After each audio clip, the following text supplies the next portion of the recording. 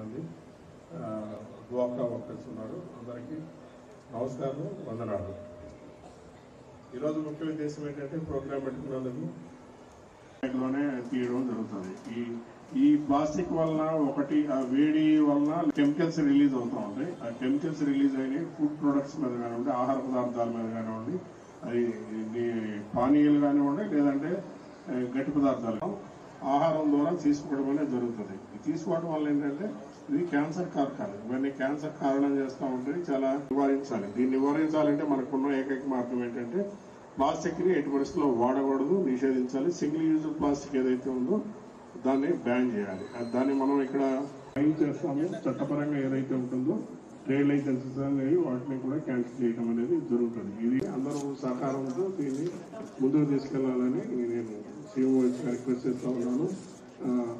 Commission సార్కి ఇది చేస్తా ఉన్నాను ఈ program. Thanks sir, thank you very much. Your guidance తో, యువర్ లీడర్షిప్ తో మేము ఈ సాధ్యమైంది. ధన్యవాదాలు. నిన్న తమ ఇన్స్ట్రక్షన్స్ ఏదైతే ఇస్తున్నారో ప్లాస్టిక్ ఇది రైట్ చేయడం అనే దాని గురించి మేము టీమ్స్ కాన్ఫిగర్ చేసాం సార్. ఎవరి సర్కిల్ కి 3-4 టీమ్స్ ని ఇస్తున్నాము. దాన్ని 3% అమలు చేస్తాం సార్. థ్యాంక్స్. వచ్చేది కాదు మనం తీసుకునే ఆహారం.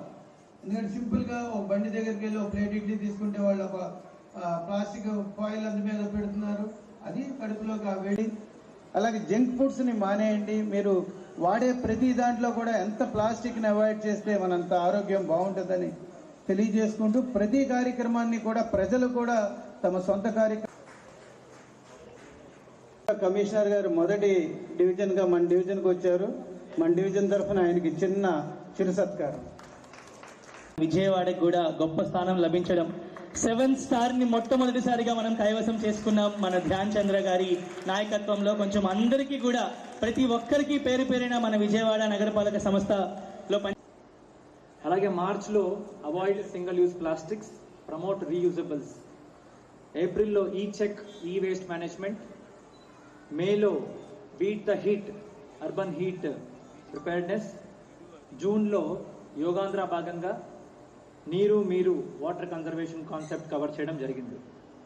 దీంట్లో భాగంగానే ఈరోజు 3rd సాటర్డే జూలైలో ఎండింగ్ ప్లాస్టిక్ పొల్యూషన్ ఈ థీమ్ని మనం లాంచ్ చేయడం జరుగుతూ ఉంది. మీరందరికీ తెలుసు ఇది ఒక రోజు యాక్టివిటీ కాదు. ఈ రోజు నుంచి మొదలుపెట్టి నెక్స్ట్ 1 month దాకా ఈ థీమ్ పైన మనము చర్యలు తీసుకోవడం జరుగుతుంది.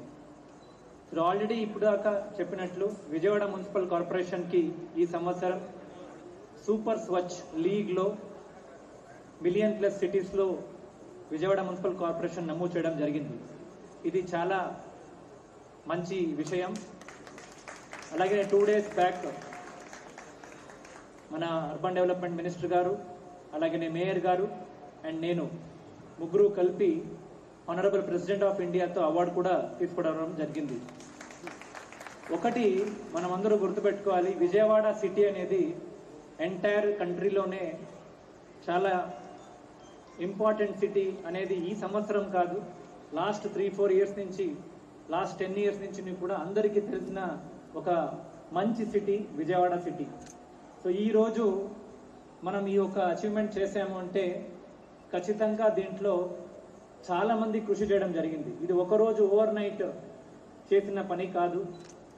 ఇందులో ముఖ్యంగా మన కార్పొరేషన్లో ఉన్న మేయర్ గారు, కార్పొరేటర్స్, అలాగే మన అధికారులు, అది కాకుండా స్టేట్ గవర్నమెంట్ సపోర్ట్ మినిస్టర్ గారు, అలాగే సెక్రటరీ గారు, సిడిఎంఏ గారు, ముఖ్యంగా ఆనరబుల్ చీఫ్ మినిస్టర్ గారు, అందరిది డైరెక్షన్, అలాగే ముందు పనిచేసిన అధికారులు, ముందు పనిచేసిన కమిషనర్స్, ఇది ఒక టీమ్ ఎఫర్ట్, ఇది ఒక టీమ్ అచీవ్మెంట్ అని నేనైతే గర్వంగా భావిస్తున్నాను.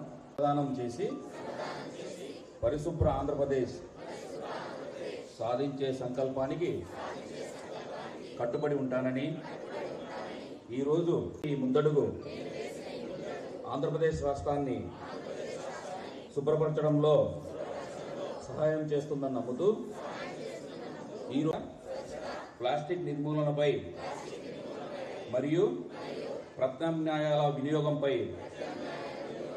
అవగాహన కల్పించే దిశగా ప్రయత్నిస్తానని మన ఆంధ్రప్రదేశ్ను ప్రమాణం చేస్తున్నాను. జై హింద్.